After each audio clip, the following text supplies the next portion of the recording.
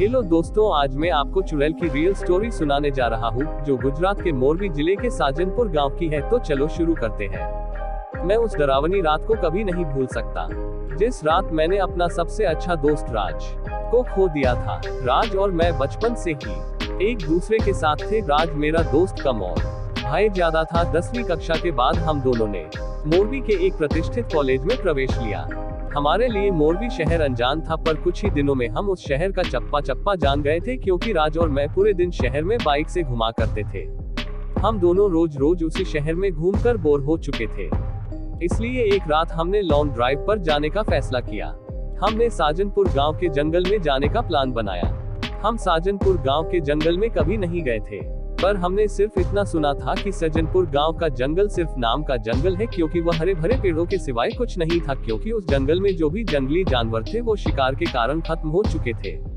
इसलिए रात में लॉन्ग ड्राइव पर जाने के लिए वह जंगल बिल्कुल सुरक्षित था, और उसी रात पूर्णमासी की रात भी थी। मौसम भी अच्छा था, इसलिए मैं राज के साथ साजनपुर गाँव के जंगल में जाने के लिए राजी हो गया। रात के 11 बजे हम साजनपुर गाँव के जंगल में दाखिल हो गए। हमने जैसा सुना था वैसे ही जंगल का रास्ता मक्खन की तरह मुलायम था। हमारी बाइक हवा से बातें करने लगी थी। वाकई बहुत मजा आ रहा था, पर मुझे इस बात से हैरानी हो रही थी कि हम जंगल के इतने अंदर दाखिल हो चुके थे, तब भी हमें रास्ते में एक भी गाड़ी दिखाई नहीं दे रही थी। जंगल का पूरा रास्ता सुनसान पड़ा हुआ था। तभी रास्ते में हमें एक पुल दिखाई दिया। राज ने उस पुल के बीचों बीच बाइक रोक दी। वह अंग्रेजों के द्वारा नदी में बनाया गया 200 साल पुराना ब्रिज था। पुल के बगल में एक बड़ा सा बोर्ड लगा हुआ था और उस पर लिखा हुआ था चार्ल्स ब्रिज। हम दोनों पुल पर गए और खड़े हो गए। पुल के नीचे से नदी बह रही थी और कोमल हवाएं चल रही थी। नदी के बहती हुई पानी में चांद दिखाई दे रहा था। इतने में दूर जंगल से भेड़िए की रोने की आवाज आई और पुल के ऊपर से बहने वाली हवाएं अचानक रुक गई। नदी का पानी थम सा गया और चांद एक काले बादल के पीछे गायब हो गया। तभी हमारे सर के ऊपर से एक टिटहरी भयंकर आवाज में चीखती हुई मंडराने लगी। मालूम पड़ा वो हमसे कह रही थी कि यहाँ से जल्दी से भाग जाओ। मैं बोला, राज यहाँ कुछ अच्छा नहीं लग रहा है। टिटहरी का चीखना मतलब हमारे चारों तरफ खतरा मंडरा रहा है, हमें जल्दी यहाँ से निकल जाना चाहिए। राज बोला, अरे भाई, कुछ अशुभ नहीं होता, बस ये अंधविश्वास है। यहाँ खड़े रहो और चुपचाप नजारा देखो। तभी मैंने राज से कुछ दूर पुल के पास एक औरत को खड़े देखा। दूर से तो वो दिखने में सुंदर लग रही थी, पर वह पुल के नीचे नदी में झांक रही थी। मैं उसकी तरफ देख ही रहा था कि इतने में वो औरत पुल के ऊपर चढ़ गई। मैं बोला, राज अपने पीछे देख, वो औरत क्या कर रही है। राज ने पीछे मुड़कर देखा। वो औरत अभी भी पुल के रेलिंग के ऊपर चढ़कर नदी में देख रही थी। राज बोला, भाई वो खुदकुशी करने की कोशिश कर रही है। राज ने मुझसे कहा, खुदकुशी? ये सब सुनकर मेरे हाथ पैर कांपने लगे, क्योंकि जब मैं एक बच्चा था तब मेरे दादाजी ने खुद को फांसी लगा करके खुदकुशी कर ली थी, और वो मैं ही था जो उन्हें पहली बार फांसी पर लटकते हुए देखा था। इधर राज उस औरत को रोकने के लिए उसकी तरफ भागा, लेकिन मैं वही खड़ा रहा, क्योंकि फांसी पर लटकते हुए मेरे दादाजी मेरे सामने आ रहे थे। राज तेजी से चिल्लाया, अरे चाची, क्या कर रही हो, उतरो, वहां से गिर जाओगी। राज की आवाज सुनकर मैं होश में आया। राज उस औरत के बहुत ही करीब जा पहुंचा था, और तभी वो औरत नदी में कूद गई।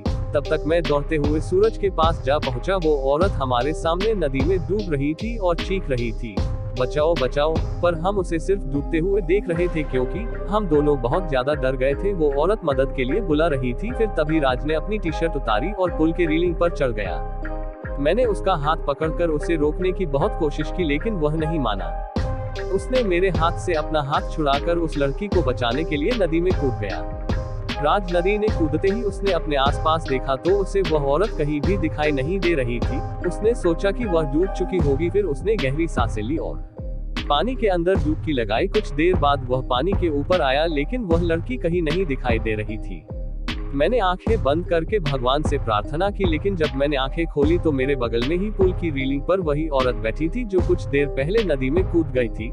वह किसी जंगली जानवर की तरह पुल की रेलिंग पर बैठी हुई थी और नदी में राज की तरफ देख रही थी।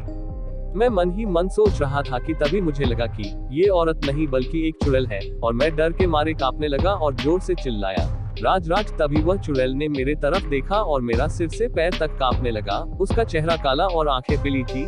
माथे पर बड़ा सा कुमकुम था और नाक में बड़ी सी नथ थी। उसके नुकीले दांत उसके मुंह से बाहर निकले हुए थे और उसके नाखून जंगली जानवर की तरह लंबे और नुकीले थे।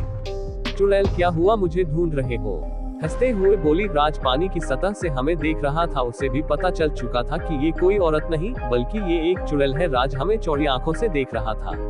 मैंने सोचा अब ये चुड़ैल मुझे इसी पुल पर चीर-फाड़ कर मार डालेगी और फिर मेरी कच्चे मांस को चबा चबा कर खा जाएगी, क्योंकि मैं अकेले ही उसके पकड़ में आ गया था और डर के मारे मैंने अपने पैंट में पेशाब कर दी। चुड़ैल बोली, डरो मत, मैं तुम्हें नहीं उसे अपने साथ नदी में ले जा रही हूँ। जब मैं ये सुना तो मेरा दिल डर से दहल उठा। मैंने राज से चिल्लाते हुए कहा, राज जल्दी से पानी से बाहर निकलो, नहीं तो ये चुड़ैल तुम्हें पानी में ले जाएगी। राज पूरी तरह से डर गया था, उसके हाथ पैर सुन्न हो गए थे। उसे एहसास हो गया था कि वह नदी में से बाहर नहीं निकल पाएगा, क्योंकि वह नदी के बीचों बीच था। चुड़ैल मेरे तरफ देखकर मुस्कुराए और फिर नदी में छलांग लगा दी। राज आखिरी बार चिल्लाया और चुड़ैल उसे पानी में अपने साथ ले गई। कुछ देर तक पानी में से बुलबुले निकलते रहे, पर कुछ देर बाद वो भी बंद हो गए।